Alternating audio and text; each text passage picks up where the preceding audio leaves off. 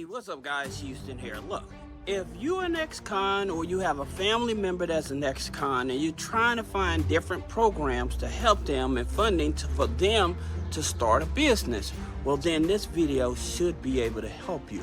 All right, now a lot of ex-cons, especially like if they're in jail and they're in the process of getting released from jail, they have a criteria that they have to find employment.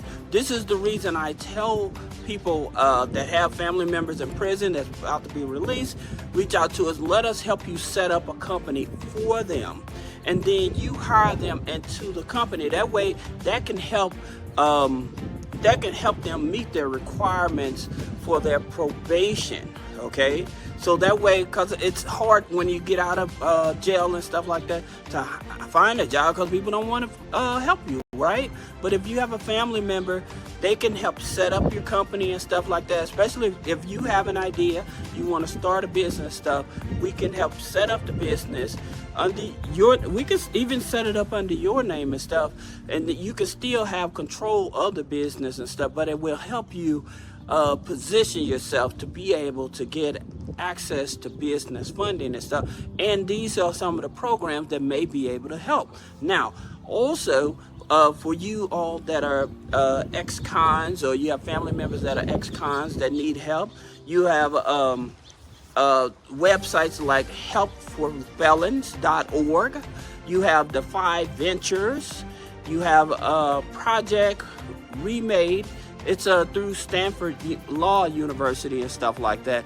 It's kind of like an internship that help people that are ex-cons and stuff like that. Then you have Entre Capital's business loans. They help with actually business loans and stuff like that. Now, in reference to grants and stuff, where do you get grants and stuff to help ex-felons and cons and stuff, as well as women? This here list will definitely put you in the right direction to get started. Now, you have Rise Up Get Started program. That's what it's called, Rise Up Get Started. Okay, now they offer like microloans up to $1,000. They're out of Kansas City, Missouri. Now, you also have Georgetown Pivot Program. Now, with the Georgetown Pivot Program, it's like an internship placement program. Plus, they help with loans up to $15,000. Okay, so once you go through their program, all right. Then you have the Transform Business Grant. Now, they offer microloans up to $1,000. Then you also have Leap Virtual Entrepreneur Academy. Now, this is for women. All right. So with women, they offer them microloans of $1,000. Then you also have Amber Grant. Now with Amber Grant, it's for women as well. Now their loans go anywhere from $10,000 up to $25,000. All right. And for those of you that's watching this here video, put it in the comments if you have any other suggestions where people that are struggling, that are ex-felons, ex-convicts and stuff, that may be able to check out and stuff like that. That's what we're here for. We're a community trying to help people, right? So that's the reason that I'm showing you this. Now, here's something just for self-employed, whether you're ex-con or non-ex-con. This is a program you guys should check out. It's called NACE, N-A-S-E. It's the National Association of Self-Employed. Okay, now they offer loans up to $4,000. Okay, now in order for you to be a part of their community, you have to become a member.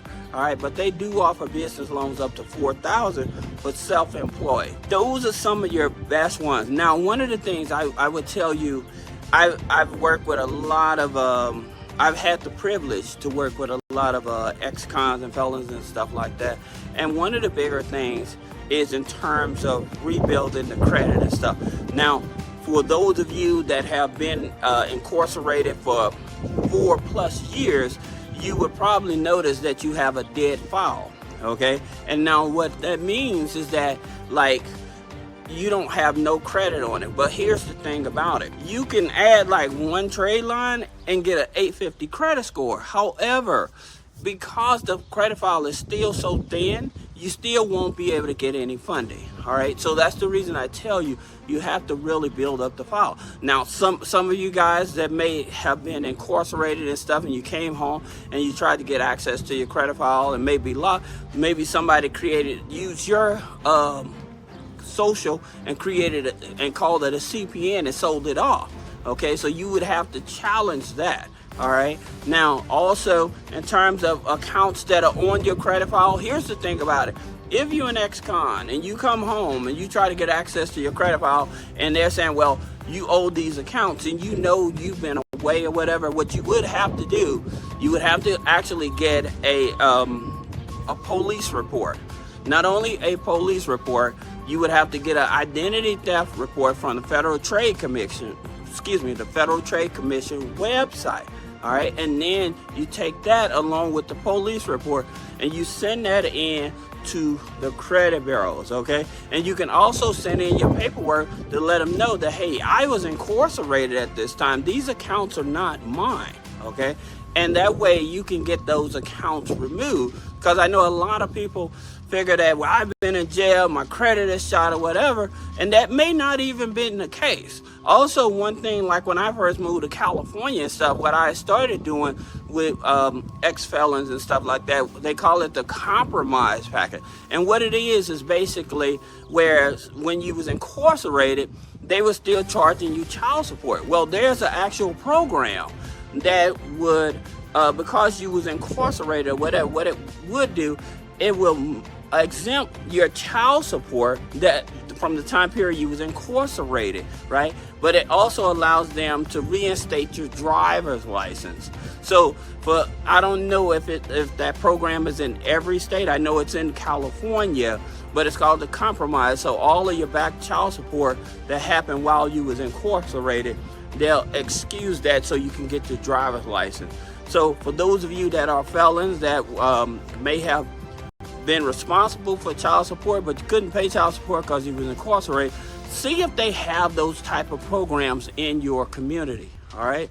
Now, if you have any other questions about removing negative items off of your personal credit, trying to get access to business credit funding, personal credit funding, and one other thing I must say, the thing about it, like when you're on probation and stuff like that, I know for certain, like, sometimes your probation requirements may not allow you to build credit, okay?